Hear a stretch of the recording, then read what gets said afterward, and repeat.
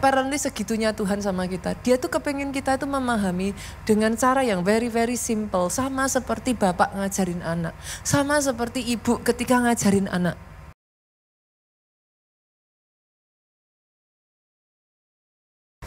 Bagaimana kabar saudara hari ini? Kita kasih tepuk tangan yang paling meriah, kawan. Oh, hari ini kita akan masuk pada bagian yang ketiga dari seri firman, saudaraku. Dan saya akan membagikan tentang bagaimana engkau bisa tetap kuat melalui kesukaran. Kekuatan melalui kesukaran. Pastor, bukannya kalau kita melalui kesukaran yang ada jadi lemah. Namanya aja sukar, Bu. Kalau sukar berarti kan effortnya lebih. Kerjanya lebih. Berarti lebih capek. Pastor, bukannya seharusnya kalau melalui kesukaran ya yang ada justru kita jadi lemah. Is it possible? Apakah mungkin melalui kesukaran tapi kuat? Justru itulah tujuan dari firman hari ini, saudaraku. Karena kita masuk dalam satu seri firman Unshakable. Bagaimana saudara bisa melalui kesukaran itu dan tetap kuat. Itu sebabnya izinkan saya, saudaraku, sebelum saya nanti masuk lebih dalam lagi.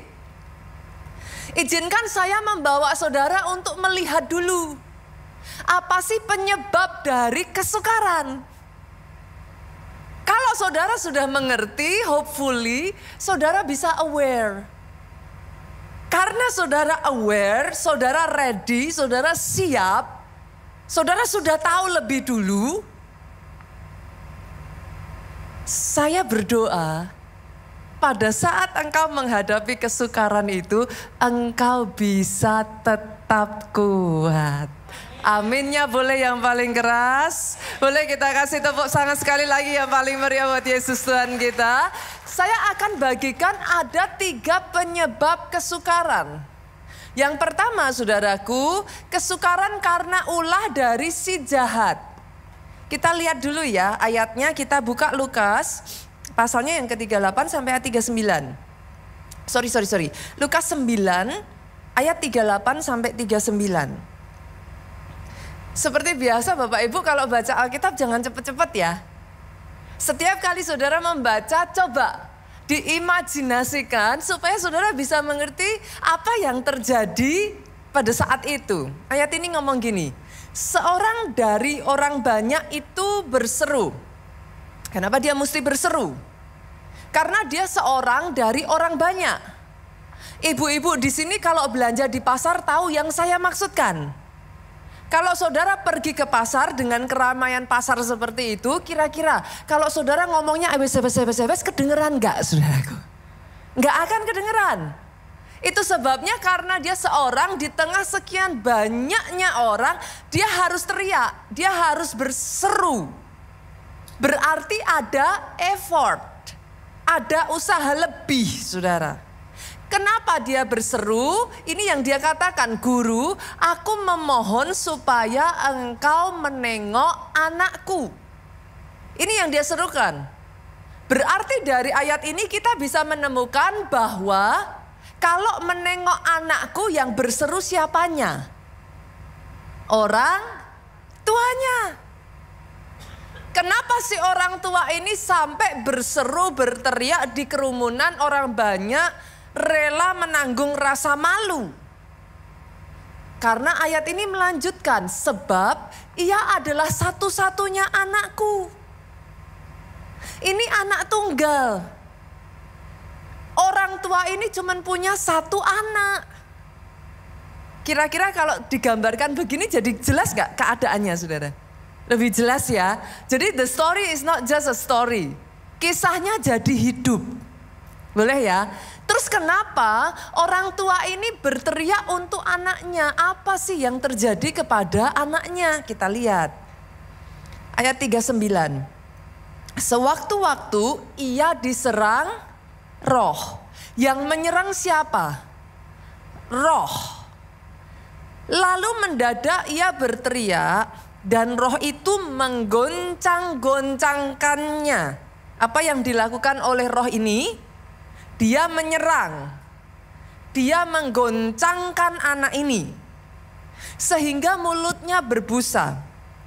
Roh itu terus saja menyiksa dia dan hampir-hampir tidak mau meninggalkannya. Berarti dari ayat 39 yang baru saja kita baca ini saudaraku, kita menemukan bahwa yes, ada serangan yang disebabkan oleh ulah si jahat, iblis. Ada goncangan yang memang disebabkan oleh iblis. Kenapa saya mengatakan ini saudaraku? Karena semakin zaman maju saudara, akan lebih banyak orang yang lebih mudah menangkap dengan logika, Bu. Sekarang ini akan lebih sukar untuk orang mempercayai, masa sih pastor zaman segini loh, kita tinggal di Jakarta, apa masih ada yang namanya serangan iblis? Itu sebabnya saya ingin mengkategorikan saudaraku menjadi dua ekstrim. Apa ini dua ekstrim? Ekstrim pertama adalah orang yang mengatakan apa-apa kok iblis. Oke ya saudaraku ya. Jangan dikit-dikit iblis. Tidak percaya bahwa iblis memang bisa menyebabkan serangan saudaraku. Tapi sebaliknya ada ekstrim kedua Pak. Ekstrim kedua itu Bu, justru dikit-dikit apa-apa iblis. Pokoknya kalau ada apapun di dalam hidupnya ini iblis. Sekalipun yes, memang ada serangan iblis, tapi tidak semua itu disebabkan oleh karena iblis. Nanti saya akan membahas itu di belakang saudaraku. Tetapi sadari bahwa yes, serangan itu real, peperangan itu real. Ada momen-momen di dalam kehidupan saudara pernah nggak ngerasa, entah gimana rasanya di keluarga itu panas aja. Padahal everything was okay, semuanya oke, nggak jadi masalah. Tapi entah gimana kok kayak tiba-tiba rasanya jadi panas. Ngomong dikit aja bertengkar saudara. Kalau mau ditelaah penyebabnya itu nggak penting Pak. Tapi kok bertengkarnya bisa sampai yang diem-dieman sampai berhari-hari. Sadari saudaraku. Jadi jangan pernah lupa bahwa yes itu terjadi. Pastor memangnya di dalam Alkitab ada, baru saja kita baca. Tapi bagaimana juga kalau saudara membaca dalam kehidupan Ayub. Everything was okay. Sampai akhirnya iblis cari jalan. Gimana caranya supaya bisa hancurin. Ini kehidupan Ayub kok perfect gitu kan. Iblis cari jalan. Dia masuk. Satu demi satu anaknya Ayub meninggal. And yes, Alkitab mengatakan itu karena serangan iblis. Bagaimana dengan Adam dan Hawa? Everything was okay. Tadinya mereka happy-happy di Taman Eden. Sampai godaan itu datang. Minggu lalu kita belajar. Bisa muncul dalam bentuk godaan. Si ular itu datang dan dia menggoda Hawa. Makan dong. Hawa tergoda. Dia makan, terus kemudian dia kasih suaminya buah pengetahuan baik dan jahat. Mereka kena kutuk, mereka diusir keluar dari Taman Eden. Sadari ini saudaraku, yes, serangan itu real, yes, peperangan itu real. Apa yang tidak saudara lihat belum tentu tidak ada. Saudara tidak bisa melihat angin kan? Tapi ketika ada angin saudara bisa kerasa enggak? Saudara bilang apa? Angin. Kok bisa ngomong? Karena ada hawa yang berbeda. The same thing. Serangan itu juga sama, saudara nggak bisa lihat. Tapi saudara tahu ini kenapa ya kok jadi begini? Pernah ngerasain seperti itu? Lalu kalau kita menghadapi itu semua, Pastor, what should we do? 1 Petrus 5 ayat 8 sampai 9 ngomong, sadarlah dan berjaga-jagalah. Sudah dikasih bekal, sadar. Berjaga-jaga artinya apa? Jangan ignorance. Artinya apa? Jangan abai. Enggak lah. Akhirnya enggak siap. Disuruh firman, sadar dan berjaga-jaga. Pasang alarmnya. Warning. Karena kalau saudara sadar, saudara lebih siap. Lalu ayat ini ngomong selanjutnya, lawanmu si iblis. Senggol kiri kanan, lawanmu bukan pasanganmu. Senggol kiri kanan lagi, lawanmu bukan mama mertua. Loh ini jelas loh saudara yang bilang bukan saya. Lawanmu siapa Bapak Ibu? Si iblis. Saudara mungkin ngeliat saya terus saudara ngomong, Pastor katanya jangan dikit-dikit iblis, jangan dikit-dikit iblis.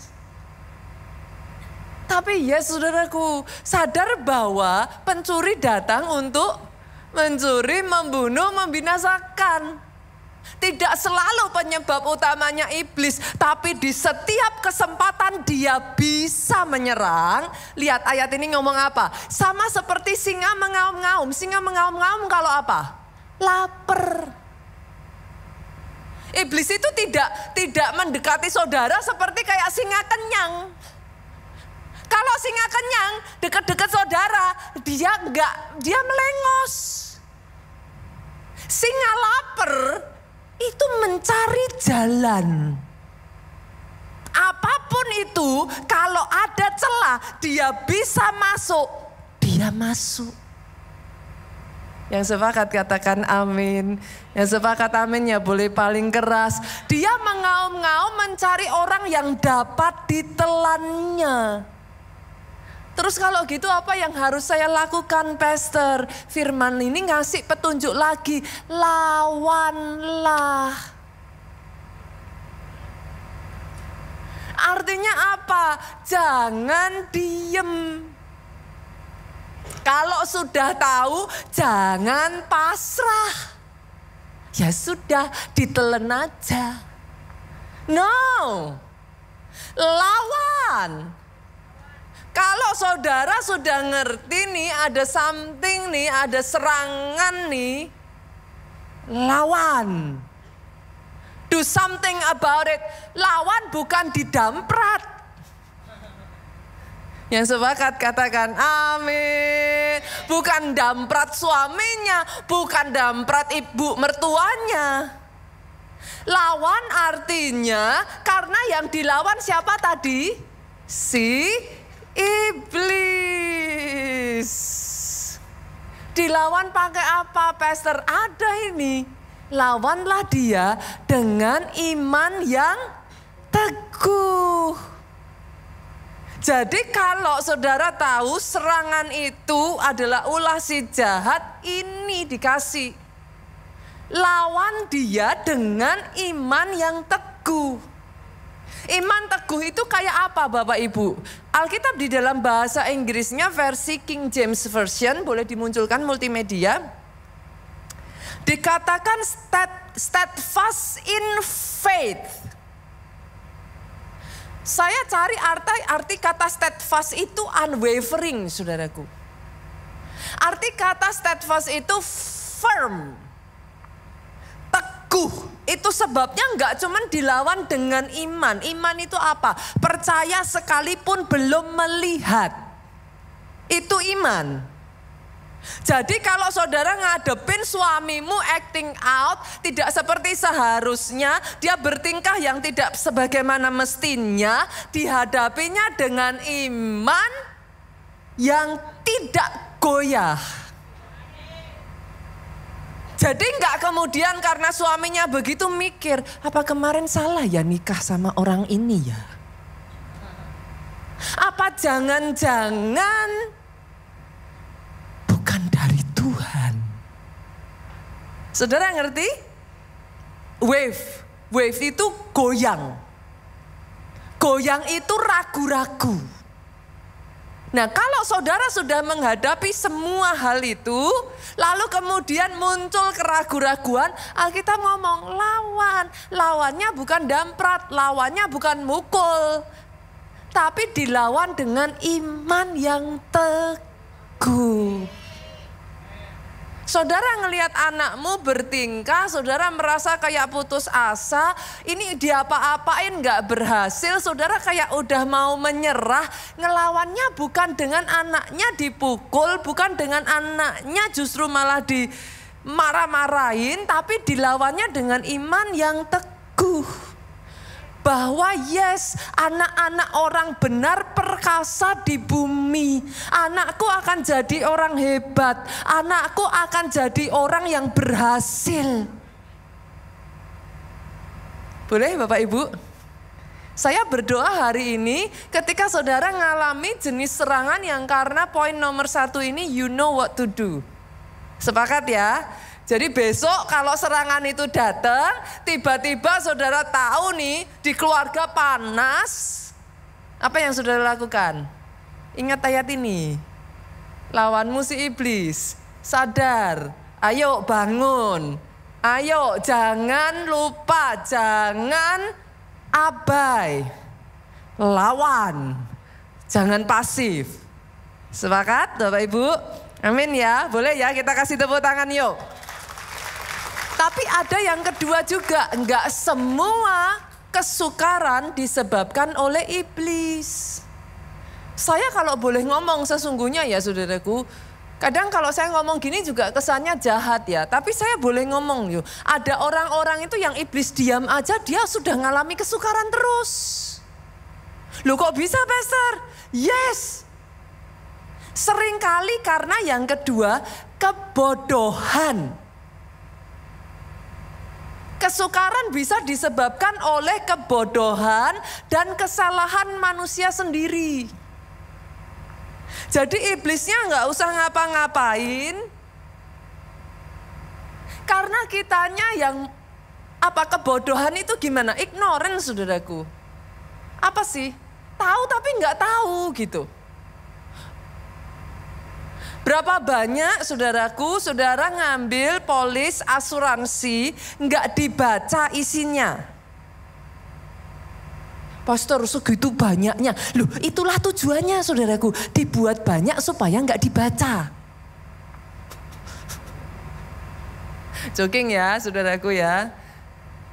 Tetapi karena kalau kita nggak hati-hati, kita nggak baca, pada saat saudara butuh, saudara nggak tahu apa yang harus dipenuhi. Saya tanya, ketika butuh uangnya harus ditarik, uangnya nggak keluar, kesukaran nggak? Nah, karena iblis.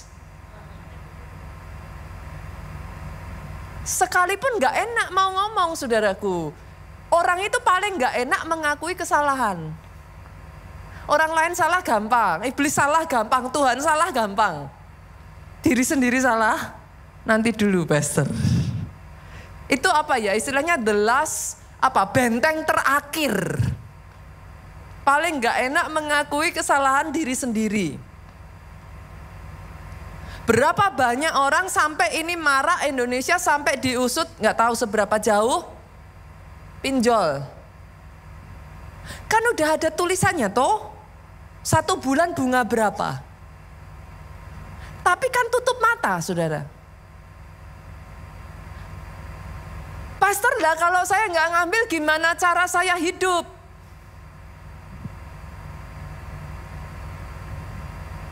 Emangnya kalau ngambil bisa hidup? No, instead of membenahi masalah yang sesungguhnya, tanpa saudara sadari, saudara cari cara instan, kelihatannya sesaat aman, tapi jatuhnya lebih dalam. Ada satu ayat saya bacakan ya saudaraku, sama.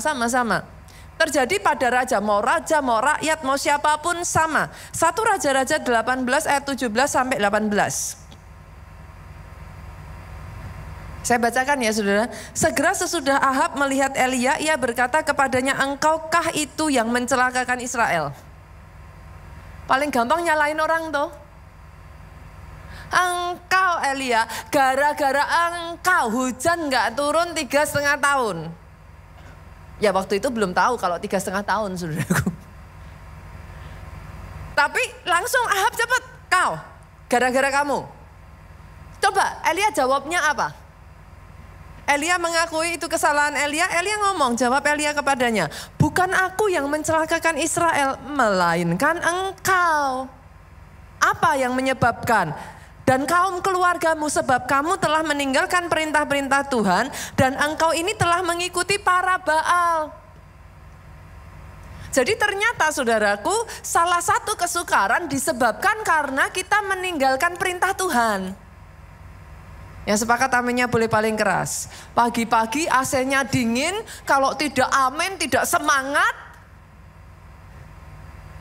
Gampang jadi gini saudara. Sebenarnya tuh saya seneng loh kalau saudara bisa tidur di gereja itu.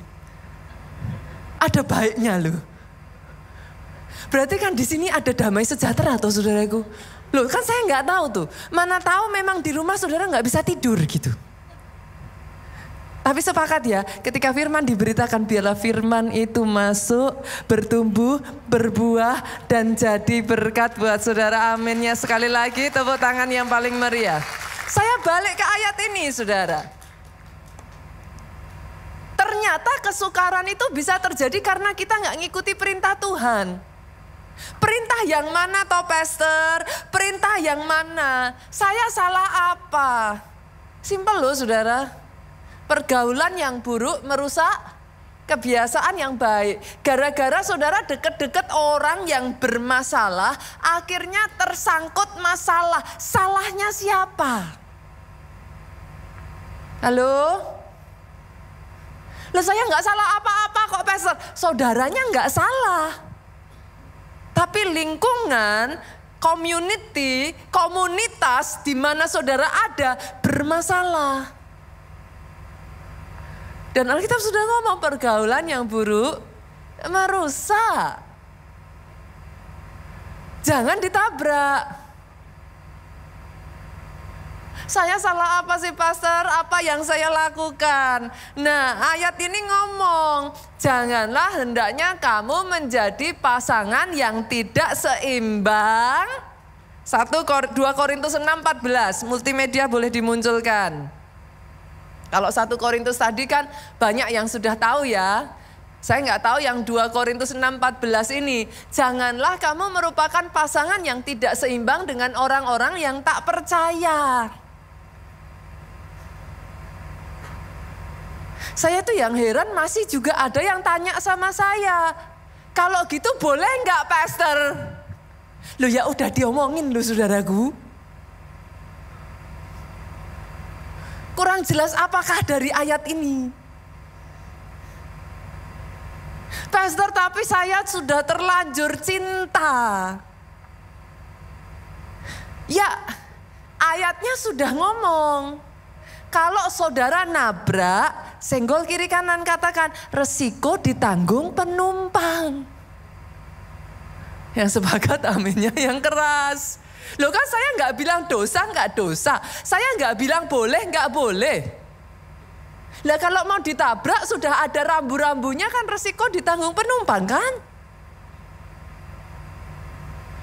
Pastor kok nyinggung saya nggak nyinggung, saya nabrak. Lah udah ada tuh ayatnya. Saudara mau bilang apa? Itu sebabnya kadangkala terlepas dari saudara boleh kasih saya 1000 alasan. Boleh. Tapi nanti kalau ada kesukaran, balik lagi. Kadang kesukaran terjadi karena kitanya yang nabrak. Lah saya nggak tahu ayatnya kok pastor, senggol kiri kanan, baca Alkitab. Loh memang untuk dibaca saudaraku, seperti polis asuransi tadi. Kalau nggak dibaca nanti nggak keluar, jangan salahkan asuransinya. Jangan salahkan company-nya, karena sudah ada peraturannya. Apalagi pastor saya ngelanggar perintah Tuhan apa? Nah ini yang lebih nggak enak itu saudaraku. Ini masih mau dengerin firman nggak saudara? Saudara yakin? Lah nggak enak tuh. Kita lihat yuk Roma 8 ayat 13 dimunculkan multimedia. Apa ini? Saya tuh sampai nyari loh saudaraku bahasa Inggrisnya. Roma 8 ayat 13. Sebentar. Kenapa keluarnya lain? Mari kita lihat saudaraku.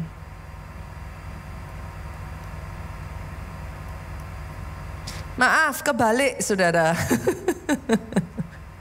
Roma 13 ayat 8. Pantesan keluarnya kok beda. Yuk coba dibantu multimedia ya, saya bacakan aja. Janganlah kamu berhutang apa-apa kepada siapapun juga. Makanya saya tanya, ini yang ngomong bukan saya loh ya saudaraku ya. Pasti. Ini 1001 pertanyaan akan muncul. Sudah cari bahasa Inggrisnya saya. Jangan you owe anything. Tapi pastor. Apa saya dosa pastor? Saya nggak mau ngomong dosa atau nggak dosa. Saya ngomongnya simple. Resiko tanggung penumpang.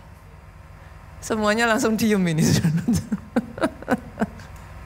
Saya tahu saudaraku, saya tahu. Ada sangat banyak, saudara boleh punya 1001 alasan ya. Tapi saudara akan setuju dengan saya bahwa yes. Kalau saudara menilik studi tentang orang yang berhutang, firman itu ngomong, orang yang berhutang akan menjadi hamba dari orang yang memiutangi. Itu kata firman. Saudara boleh ngomong apapun, saudara boleh ngomong bagaimana dengan pengajaran si A, si B, si C, pastor, yang bisa mengelola hutang. Justru bisa kaya dari hutang. Buktikan lewat waktu itu aja saudara. Karena saya sudah melihat orang-orang bertumbangan. Bahkan orang-orang tertentu yang saya lihat sampai sudah berpuluh-puluh tahun saudaraku. Di titik tertentu pun tumbang.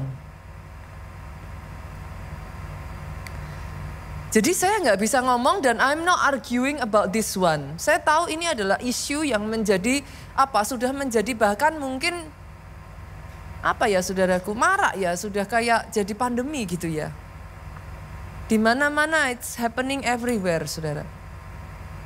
Tetapi hari ini saya tidak sedang membahas khusus mengenai ini. Mungkin saudara tanya, how pastor, terus saya mesti gimana? Saya tidak akan berbicara khusus mengenai ini saudaraku. Pak Jo itu pernah di masa sekian waktu itu berbicara mengenai hal ini. Nanti saudara bisa cari deh di YouTube, saudara bisa dalemi sendiri nanti. Saya tidak akan berbicara khusus mengenai hutang. Tetapi atas kesukaran yang muncul dari kebodohan, kesukaran yang muncul dari ignorance, kesukaran yang muncul dari kelalaian kita sendiri, gak ada jalan lain saudara. Dalam kasusnya Ahab, kesukaran yang datang karena tidak melakukan perintah Tuhan, senggol kiri kanan, bertobat. Loh gak ada jalan lain kalau itu saudara.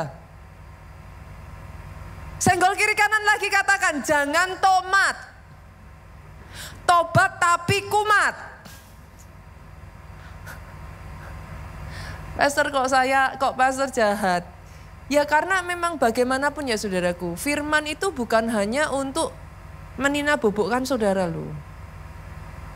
Firman ada juga untuk menegur dan meluruskan. Nanti saya akan berbicara lanjutnya lagi saudaraku. Yang ketiga, nah ini. Yang ketiga ini banyak orang sering gak bisa memahami. Kesukaran atas seizin Tuhan. Loh, berarti kesukaran bisa datangnya dari Tuhan. Garis bawahi kata seizin ya. Saudaraku. Diizinkan. Karena dalam kasusnya Ayub, iblisnya minta tapi diizinkan. Seizin. Dalam hal ini ketika dia seizin dengan Tuhan, saya akan mengajak saudara membaca ayat ini untuk membuat saudara mengerti. Why? Kenapa pastor? Kok Tuhan tega? Lihat. Ulangan 8 ayat 2 sampai 5. Boleh bantu saya bacakan saudaraku? Saya baca ayat 2, kita bergantian. Ingatlah kepada seluruh perjalanan yang kau lakukan atas kehendak Tuhan Allahmu. Berarti perjalanan ini atas kehendak siapa saudara?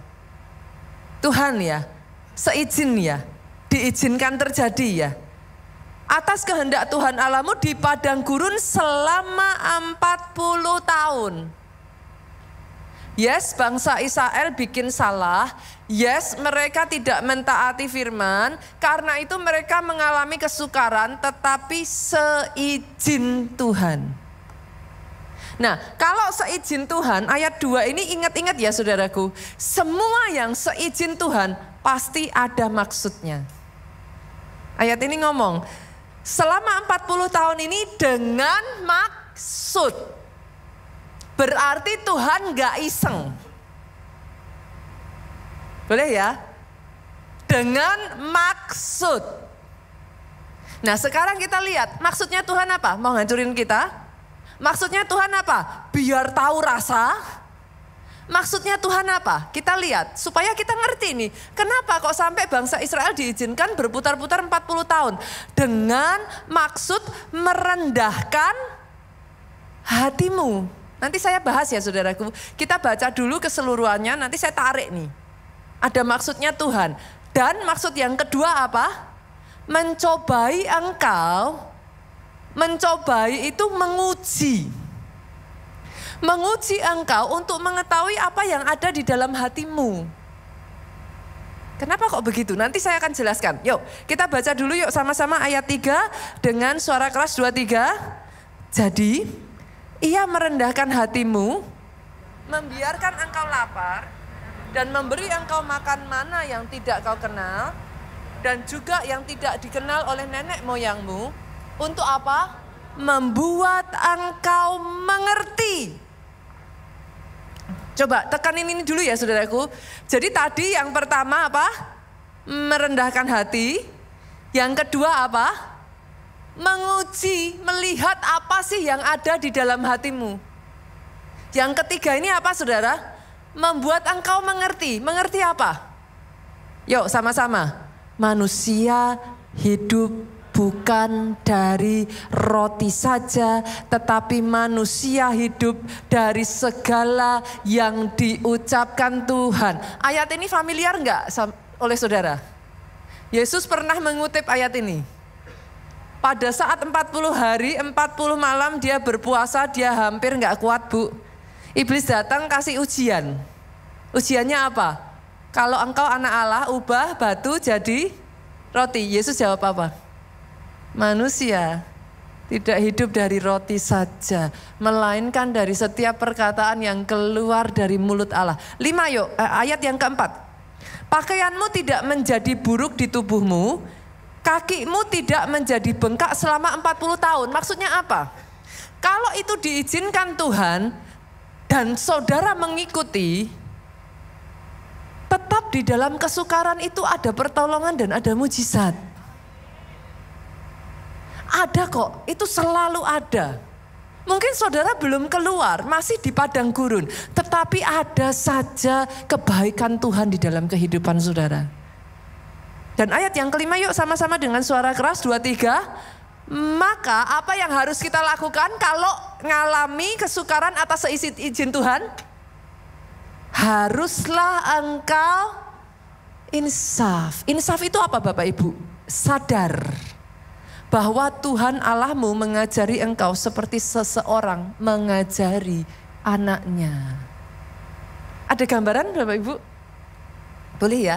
Tadi yang dari saudara ngalami kesukaran karena ulah si jahat. Caranya gimana? Lawan. Masing-masing ada treatmentnya, beda-beda saudaraku. Lawan, jangan diem, jangan pasif, lawan. Lalu yang kedua kesukaran karena kebodohan. Mau dilawan gak bisa. Bisanya tobat. Lah gimana? Apa yang dilawan? Orang bukan dari iblis, diri sendiri, tobat. Tapi yang ketiga diizinkan.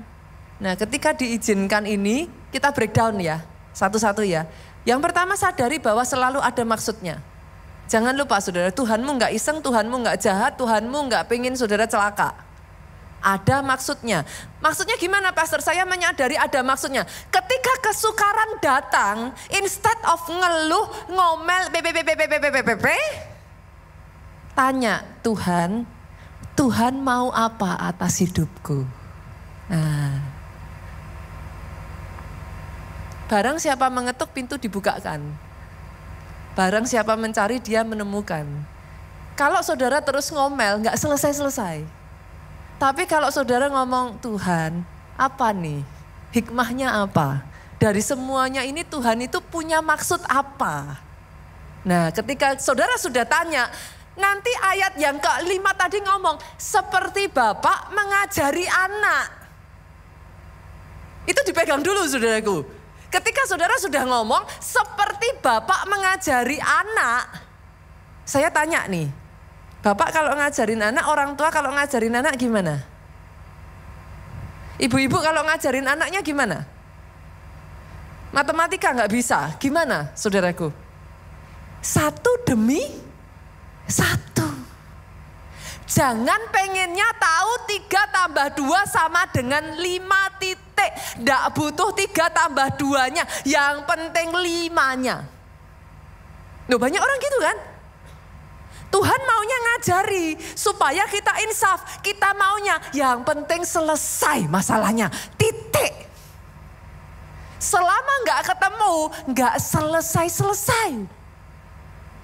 Yang sepakat aminnya boleh yang paling keras. Oh boleh ditangkap ya Bapak Ibu ya? Boleh ya? Banyak anak kan sukanya gitu toh, cari gampang toh. Udah mah yang penting kerjain aja, saya kumpulin PR-nya. Nah mamanya bilang nanti dulu, kamu harus bisa dulu. Saya kalau sama anak saya gitu saudaraku. Nanti kalau dia sudah ngomong gitu saya bilang entar. Saya bikinin soal lagi. Nih kerjain lagi. Habis dikerjain dia masih gini. Hah gak bisa, jawabannya apa? Ya akhirnya saya bilang ini jawabannya 5. Berarti belum bisa. Saya bilang entar. Saya bikinin lagi soal yang baru saudaraku. Kerjain lagi. Jadi kalau Tuhan melakukan itu dalam hidupmu, sadarilah bukan hasilnya. Tapi supaya engkau mengerti. Seperti Bapak mengajari anak. Ada gambaran gak Bapak Ibu? Jadi jangan bilang ini wah gak selesai-selesai. Ini gimana sih? Semakin saudara gini, gak kelar-kelar saudaraku. Tapi semakin saudara gini, Tuhan maunya apa? Aku ikut. Ajari aku. Artinya ngajari itu ditelan saudaraku. Dihadapi sampai saudara bisa ngerti. Bukan lari. Bukan udah lama mami udah capek, besok lagi. Ya besok lagi saya sodorin lagi soal yang baru. Saya tuh waktu memahami hal ini ya saudaraku, saya tuh nangis loh. Apparently segitunya Tuhan sama kita. Dia tuh kepengen kita tuh memahami dengan cara yang very very simple. Sama seperti Bapak ngajarin anak. Sama seperti ibu ketika ngajarin anak. 1 demi 1. Yang penting bukan hasil akhirnya. Yang penting anak itu nanti tanpa saudara sudah ngerti. Dan bisa mengerjakan dengan sendirinya.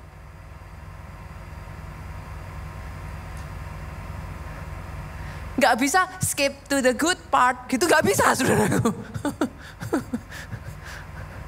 Nggak bisa. Alami, sadari, terus pastor, ngapain juga? Kenapa kok Tuhan kok segitunya kepengen ngajarin kita? Ya ini, karena Tuhan kepengen dengan maksud merendahkan hatimu. Kalau hatinya belum rendah hati, saudaraku, mau diangkat tinggi, jatuh lagi. Masih ingatkah saudara Raja Nebukadnezar? Setelah dia melihat semua yang dia berhasil taklukkan, saudaraku, kekayaan, power yang dia punya, dia berpikir mana ada yang seperti aku. Dia berpikir dia lebih hebat dari Tuhan. Saat itu juga diambil sedikit bagian dari otaknya, saudaraku. Dia menjadi seperti, Alkitab mencatat, saudara, seperti binatang buas. Dia makan rumput, dia mengais-ngais, dia melakukan tindakan-tindakan yang tidak manusiawi. Tapi setelah dia menyadari hal itu, kesadaran itu kembali dalam dirinya, dan dia ngomong apa? Tidak ada Tuhan yang lain selain Engkau. Kadangkala di dalam kehidupan kita, Tuhan izinkan supaya kata-kata itu keluar. Ayub Tuhan izinkan sampai kata-kata itu keluar.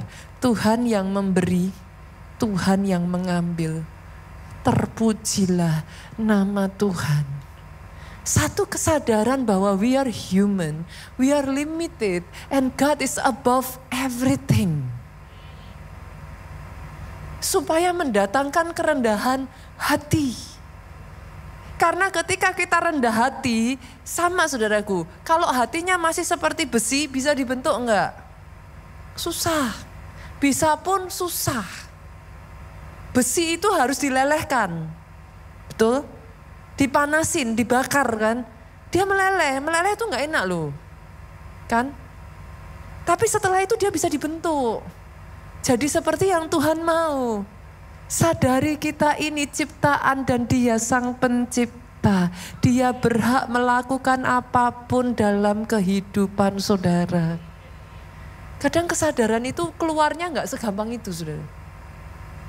Yang kedua, apa maksudnya Tuhan? Kita lihat ya, supaya kita ngerti ya Bapak Ibu ya.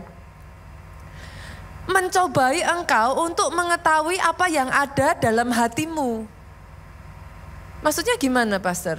Ternyata ya saudara, ada orang-orang tuh yang kalau kondisinya baik, dia oke. Tapi begitu something bad happen, saudara pernah nggak ngeliat berubah 180 derajat? Entah itu something bad or itu something good. Tadinya mungkin ada di bawah, saudaraku, miskin, tapi malah sungguh-sungguh sama Tuhan. Setelah jadi kaya, malah jadi sombong, malah meninggalkan Tuhan. Itu juga ada loh, saya melihat beberapa kali. Nyaman, udah gak merasa perlu Tuhan. Nah, kadangkala diizinkan Tuhan untuk menguji, dikasih ujian. Ujian untuk apa? Mengetahui yang ada dalam hatimu. Ya ini apakah engkau berpegang pada perintahnya atau tidak? Gitu. Oke ya, sampai di sini Bapak Ibu udah dapat 3 penyebab kesukaran tadi. Yang pertama apa? Apa Bapak Ibu? Apa Bapak Ibu? Iblis. Kalau iblis obatnya apa? Dilawan. Jangan dibiarin, aware, sadar, berjaga-jaga. Terus yang kedua karena apa Bapak Ibu? Kesalahan, kebodohan kita sendiri. Yang ini dilawan bisa enggak? Percuma. Obatnya apa? Tobat. Yang ketiga seizin Tuhan. Kalau seizin Tuhan berarti tujuannya apa? Pasti ada maksud. Dia kepengen mengajari seperti anak, orang tua mengajari anak. Supaya rendah hati, supaya kita benar-benar diuji hatinya. Apa benar hatinya itu berpegang pada perintah Tuhan? Oke, boleh saya lanjut Bapak Ibu? Saya lanjut ya, saya lanjut. Kalau gitu apa yang harus kita lakukan Pastor saat kita ngadepin kesukaran? Tadi sudah kita jelaskan di awal, apa sih bisa penyebab kesukaran? Nanti saudara sudah siap. Terus setelah itu pada saat menghadapi kesukarannya, what should I do? Yang pertama saudaraku, saya hanya bagikan 2. Yang pertama, makin berpaut kepada Tuhan. Kenapa kok makin berpaut kepada Tuhan? Nanti saya kasih logiknya ya saudara. Saya kasih logikanya. Ulangan 4 ayat 4 ngomong gini. Sedangkan kamu sekalian yang berpaut kepada Tuhan Allahmu masih hidup pada hari ini. Ini kisahnya tentang apa? Nanti saudara baca dari ayat 1.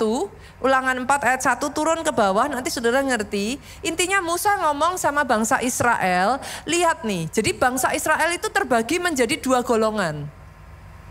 Yang satu adalah orang-orang yang setelah masuk tanah perjanjian, saudara, melalui padang gurun itu, mereka nggak berpaut sama Tuhan. Mereka akhirnya beralih, mereka menyembah Baal, mereka menyembah ala-ala lain, hatinya goyang kemana-mana. Itu golongan pertama. Tapi ada golongan kedua, yaitu orang-orang yang hatinya tetap berpaut kepada Tuhan. Nah, Tuhan ngomong, Musa ngomong, kesimpulan akhirnya, orang yang berpaut masih hidup sampai hari ini.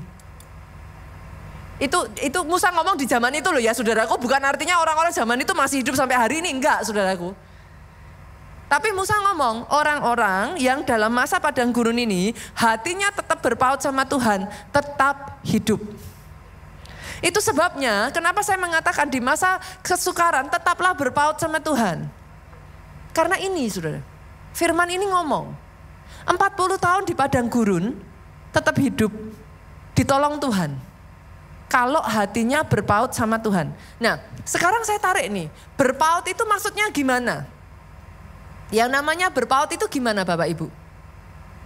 Pegang kenceng-kenceng. Nempel, pegang erat-erat. Itu berpaut. Gambarannya gimana? Oke, ini sayangnya saya belum dapat videonya saudara. Kira-kira loh saudaraku, masalah itu seringkali diibaratkan dengan apa Bu? Badai? Badai ya, saya ambil ini supaya nanti saudara dapat logiknya. Badai. Badai itu bentuknya apa Bapak Ibu? Angin.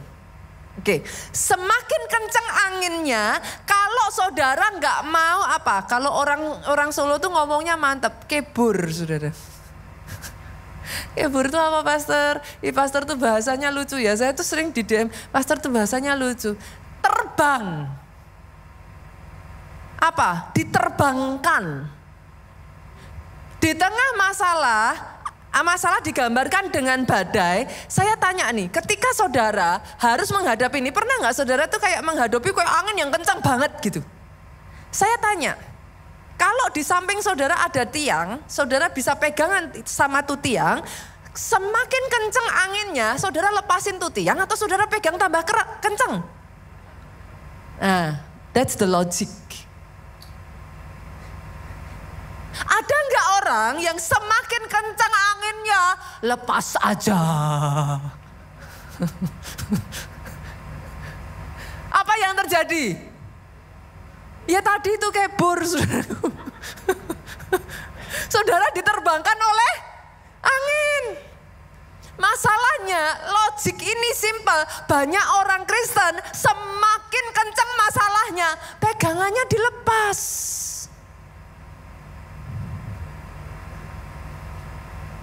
Saya berharap saudara nggak melupakan logika ini ya. It's very logic kok, nggak susah kok. Firman itu logik kok. Bisa kok diterima dengan nalar. Itu sebabnya kenapa berpegang kencang-kencang. Itu sebabnya kenapa berpaut kepada Tuhan. Terus pastor, oh kalau mau tepuk tangannya yang paling meriah. Kalau gitu pastor, gimana caranya saya berpaut? Yang dimaksud berpaut itu gimana? Gimana saya berpegang semakin erat? Tadi selalu ingat-ingat ya, badai tadi tiangnya dipegang apa dilepas gitu aja. Pegangnya bila perlu yang tadinya cuman gini sekarang gini. Betul ya? Betul ya? Nah, dalam keadaan sehari-hari kita gimana saudara? Kalau masalah datang saudaraku, sederhananya gini. Tadinya saudara cukup dengan ibadah online. Sekarang harus onsite. Megangnya semakin kenceng toh. Online bisa dapat nggak? Bisa. Loh bisa. Nah kurang mantap. Ibu ini bisa ngomong. Kalau saudara sedang pergi, Ya memang terpaksa, ya mau apa boleh buat. Itulah tujuannya online. Sekalipun saudara tetap tugas, sekalipun ada kondisi tertentu. Lah kalau misalkan nih ya saudaraku dalam nama Yesus ada di rumah sakit, lah mau gimana? Tapi kan terbantu toh kalau ada online. Setidaknya masih dapat. Tapi ketika saudara bisa berpautnya lebih kenceng, berarti online gak cukup, tambah dosis. Loh, saudara harus tahu kebutuhan saudara sendiri, tambah dosisnya.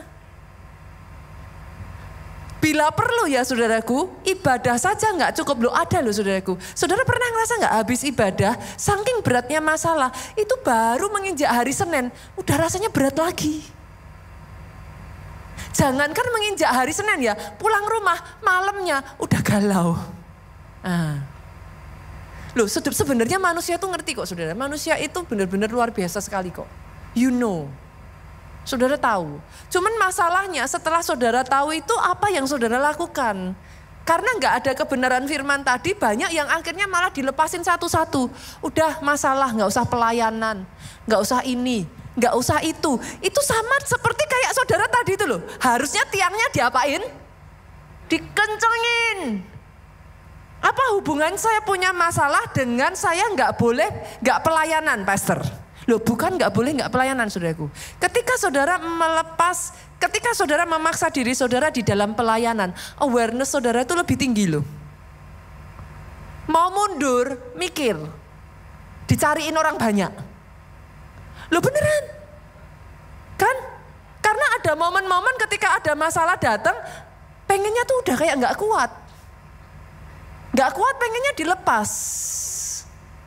Tapi kalau saudara di dalam pelayanan gak datang, setidaknya koordinator saudara kan bingung. Kenapa Bu? Dicari, sungkan toh? Yang kedua saudara, setidaknya kalau saudara masih di dalam gereja ya, saudara mau aneh-aneh, ada tuh yang jagain saudara. Betul? Tapi kalau saudara lost, perhatikan, manusia itu ngeri banget. Semakin saudara lost ya, itu semakin nanti menjadi-jadi. You cannot even control yourself. Jadi pegang kenceng, lambah kenceng lagi. Bahkan saya tuh pernah saudaraku ngalami masa-masa tertentu ya. Di tengah saya drop dan down, Tuhan malah suruh saya puasa. Dulu saya nggak ngerti, kenapa? Loh orang kondisi seperti itu kok butuhnya kan malah kekuatan. Lah kok malah disuruh puasa kan lemes. Tapi ternyata ya saudara, puasa itu daging saya ini kan saya turunkan. Jadi lemes tuh. Rohnya bisa naik. Justru kalau waktu itu saya nggak puasa, saya tuh sampai ngomong sama Tuhan, Tuhan tuh amazing. Masing-masing sekali lagi jangan copy paste ya. Pastor Nita bilang kayak gitu, jangan saudaraku. Tuhan itu deal with everyone differently. Itu sebabnya kenali Tuhanmu. Obatnya bisa beda-beda. Some people Tuhan suruh tambah pondok Daudnya. Some people kayak saya kemarin Tuhan suruh malah puasanya lebih kencengin. Tapi saya menemukan di tengah masa puasa itu ya daging saya dipres, lemes dagingnya udahan. Rohnya naik, justru disitulah saya kuat melalui masa sukar saya. Karena roh saya kuat. Sebelumnya daging saya yang kuat saudaraku. Akhirnya saya hidup berdasarkan perasaan, terombang-ambingkan, gampang galau. Enggak kuat. Saudara bisa maksud di sini? Jadi apapun itu masing-masing dengan saudara berurusan dengan Tuhan. Tambah dosisnya, kencengin, tambah berpaut, tambah dipegang kenceng. Yang kedua saudaraku, simpel kok sebenarnya. Gimana caranya ketika apa yang harus saudara lakukan menghadapi kesukaran? Yang kedua, jangan berlutut. Jangan pernah berlutut pada kesukaranmu. Do not ever bow down to your problem. Nggak ada kata lain. Just don't give up. Itu aja saudara. Saya kalau boleh, kalau saudara tanya, Pastor Nita salah satu kelebihan yang dipunyai Pastor Nita sejauh ini apa? Saya simply menolak untuk menyerah, itu aja.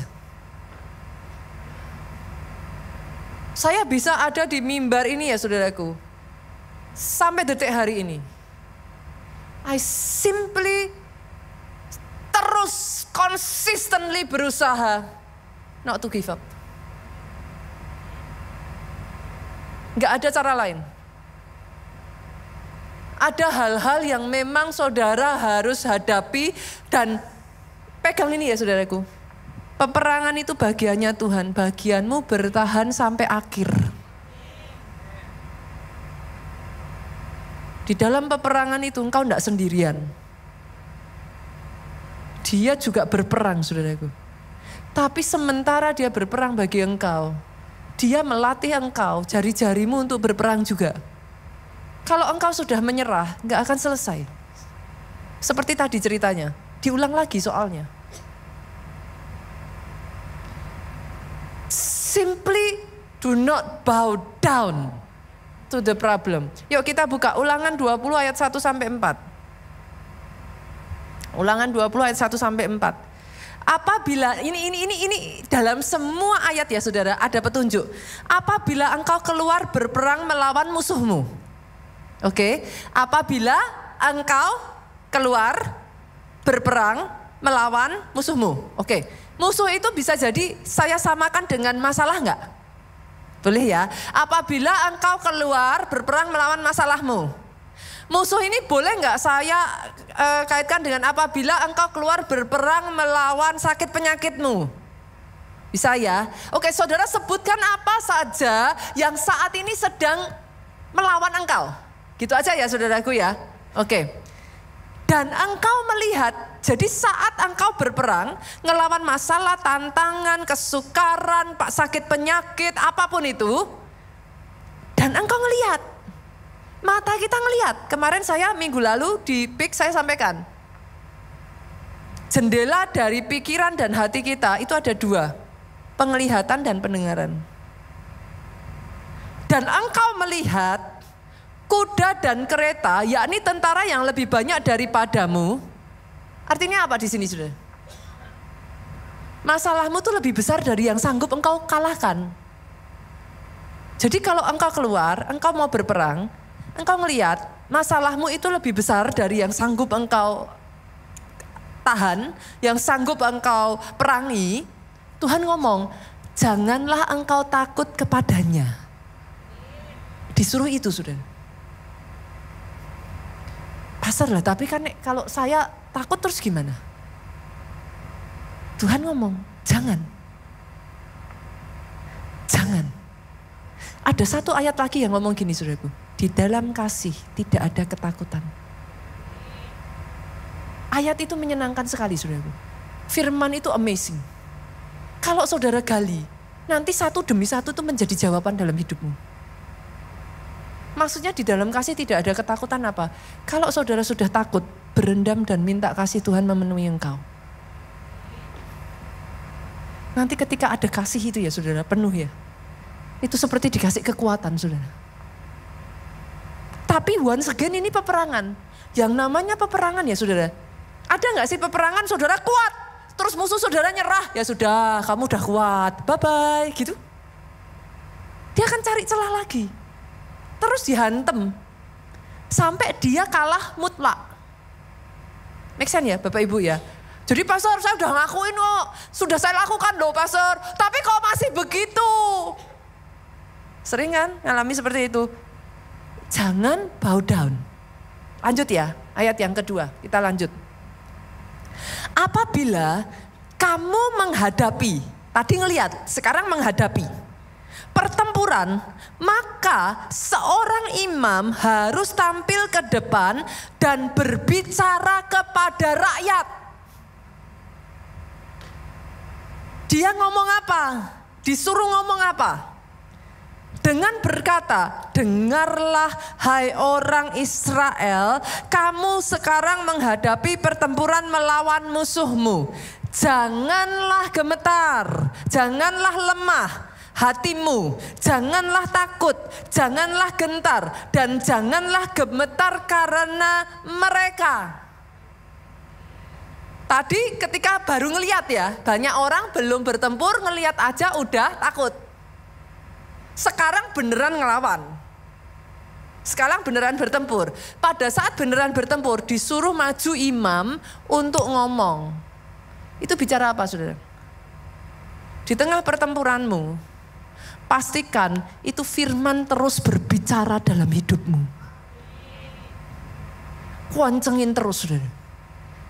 Pastikan hati-hati dengan apa yang kau lihat dan yang kau dengar. Itu kata kuncinya.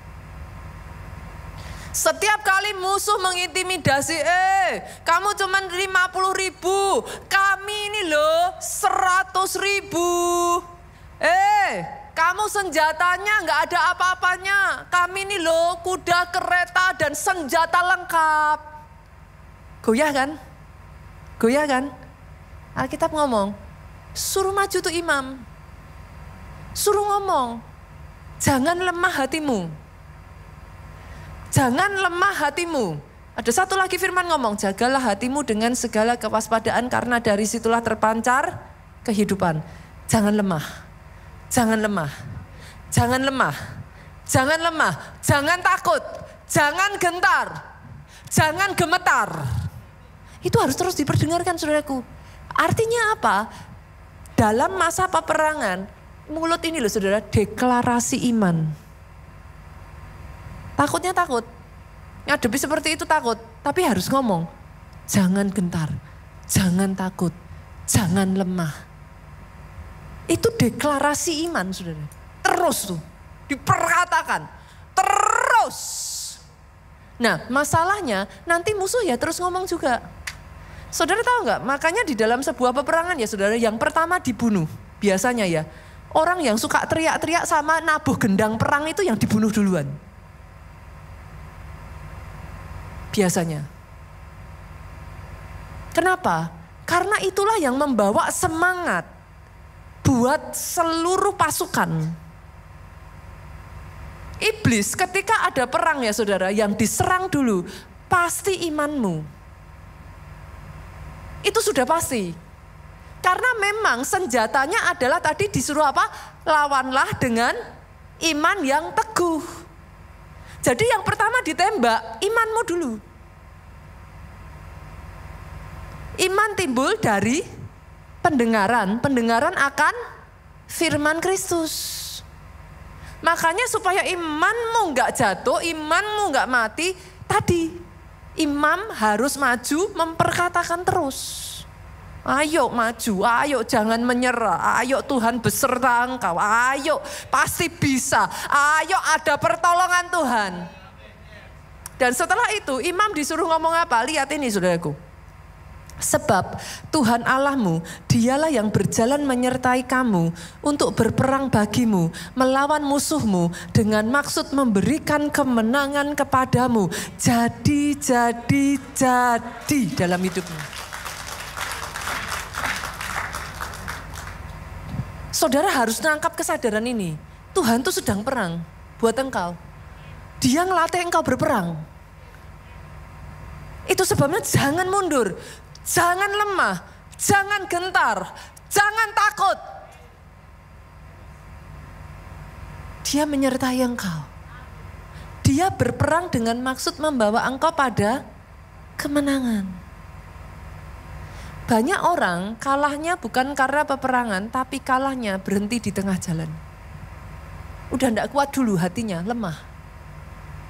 Itu sebabnya kepada Yosua Tuhan ngomong apa?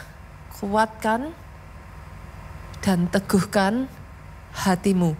Hanya kuatkan dan teguhkan.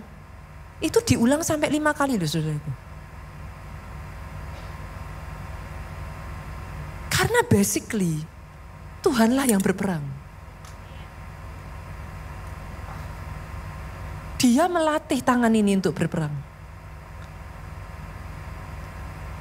Kitanya yang harus kuat hatinya.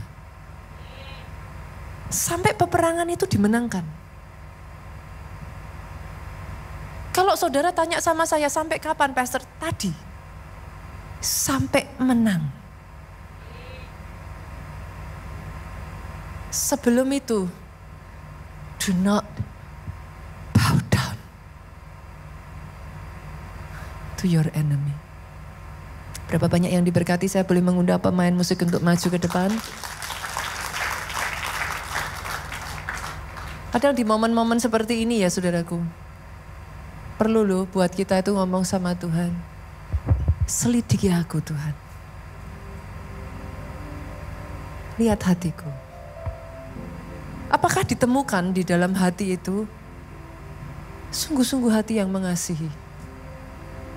Sungguh-sungguh hati yang mau taat perintah Tuhan? Atau hanya bisa mengasihi kalau, hanya bisa ini jika? Sampai engkau ini saudaraku, kabar baiknya ya saudara. Pastor, orang kalau kesukaran yang namanya sukar jadi lemah. Manusia diciptakan, ketika kau dikasih beban, ada opsi kedua. Engkau jadi lebih kuat. You are growing muscle. Manusia itu amazing kok saudara. Senggol kiri kanan katakan engkau tidak selemah yang kau pikirkan.